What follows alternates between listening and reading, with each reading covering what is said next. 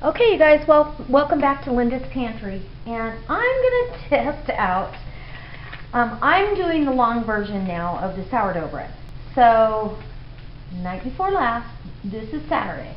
So Thursday night, I took my mother starter back out of the fridge, and I started feeding her slowly. Instead of feeding her like I did the first time, all at once, 2 cups of flour and all that, I'm feeding it slowly. So I've been doing morning and night, a half a cup of flour and a half a cup of water, or close. I want a little thicker batter for this, and I'm going to stir that up. I'm also, the reason I'm doing this video now, because I could have just told you what I'm doing, is because I wanted to check my new lighting. I have a whole cabinet full of lights now, so we'll never have to buy lights for this area again.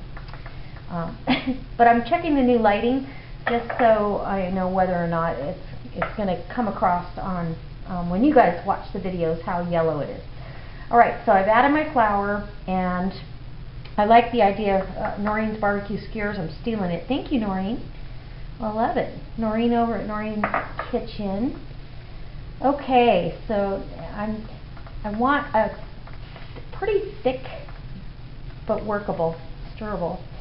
And then, you know, because we do keep our house so cold at night, I'm going to let it rise all day tomorrow, and I'll bake it off tomorrow night.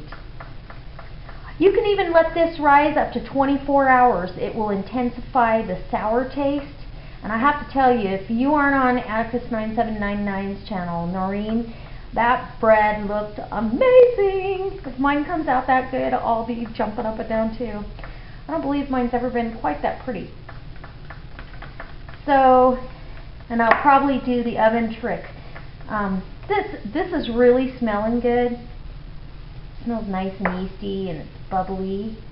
It's actually bubbling right now. It's trying to, so it's very much alive. And the purpose of letting it proof longer, you can let it proof the other way, but the longer version, this is the way my mom used to do it. And she left her starter dough on the top of the fridge, because we made bread all the time, so it never got to really rest. You took out of it and refed it and set it back up on the fridge, so it was always proofing. So when we would make bread and she would let that do the long rise, first off, the yeast and everything was at its most active state, so it absolutely worked beautifully. So I think that's all the water I want. I'm going to pick you up, sorry for the movement, and show you. I don't know if you can see all the bubbles, but I'm hoping, because I can't get up on top of the camera, but there's little bubbles, and they're moving in there right now.